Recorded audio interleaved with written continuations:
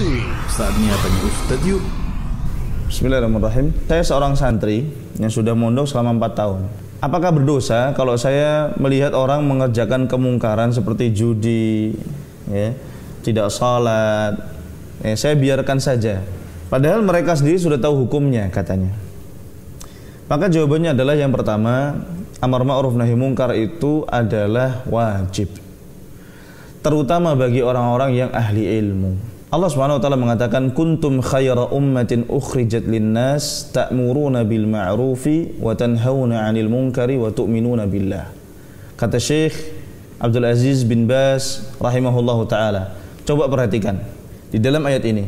Allah Subhanahu wa taala katakan kuntum khayra ummah, kalian adalah sebaik-baik umat, ukhrijat linnas, yang dikeluarkan untuk manusia, untuk mengatur manusia. Sifat yang pertama kali disebutkan oleh Allah Subhanahu wa taala bukan beriman dulu. Apa di sini?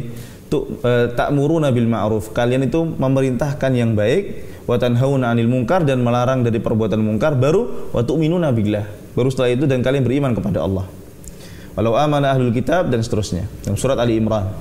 Nah, di sini Syekh bin Baz mengatakan, tidaklah Allah Subhanahu wa taala mendahulukan sifat amar ma'ruf nahi munkar, ya, di depan sifat iman, melainkan karena pentingnya amar ma'ruf nahi munkar.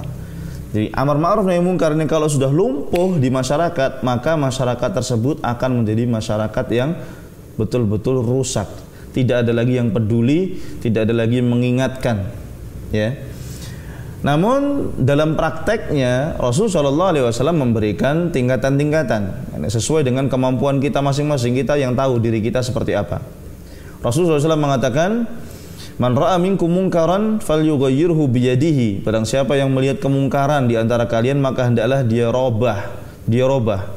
Ini penting, dia robah dari kemungkaran menjadi hilang kemungkarannya, atau bahkan menjadi sebuah yang ma'ruf, sesuatu yang ma'ruf, kebaikan.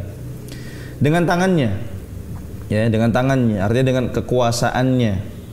Fa ilam yastati', yang kedua, kalau dia tidak mampu dengan tangan, fa bilisani, dengan berdakwah, dengan menasihati, dengan menegur. Fa ilam yastati', dan kalau dia tidak mampu, fa biqalbihi, maka dengan hatinya.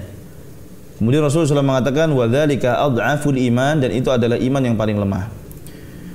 Mengingkari dengan tangan jelas kita tahu, kita cegah, kita larang, kita bikin aturan. Ya, kalau kita di situ adalah pemerintah, kita adalah pemimpin, kita larang anak buah kita larang keluarga kita, ya. Jangan sampai ada suami nggak berani ngelarang istrinya buka aurat.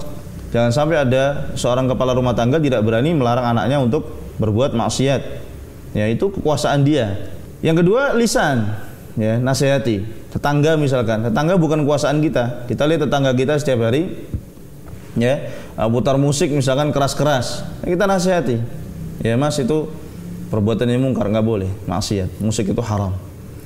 Kita lihat, ya, orang yang menzalimi orang lain, ya kita nasihati.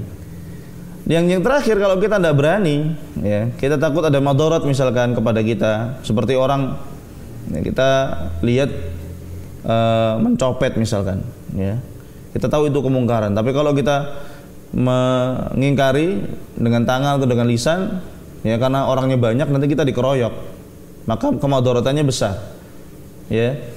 Maka di sini mengingkari dengan hati, dan mengingkari dengan hati itu bentuknya seperti apa? Kita tidak setuju dengan apa yang dia lakukan. Artinya apa? Kalau kita nggak setuju, ya jangan kumpul sama mereka.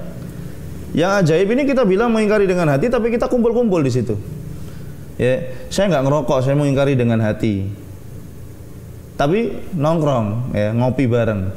Saya ngopi doang tapi ngerokoknya enggak. Ya sama aja, ini namanya tidak mengingkari dengan hati. Mengingkari dengan hati artinya apa? Saya benci dengan perbuatan itu, dan kalau saya benci dengan perbuatan itu, saya benci pelakunya juga. Kenapa saya benci pelakunya? Ya karena dia melakukan. Kalau enggak, saya enggak benci dia. Nah, jadi minimalnya seperti itu, ya. Jadi amar ma'ruf nahi munkar itu wajib. Dan kalau kita bisa melarang tapi kita tidak larang, maka kita berdosa. Ya, wallahu taala a'lam. Santuy, saatnya tanya Ustadz yuk.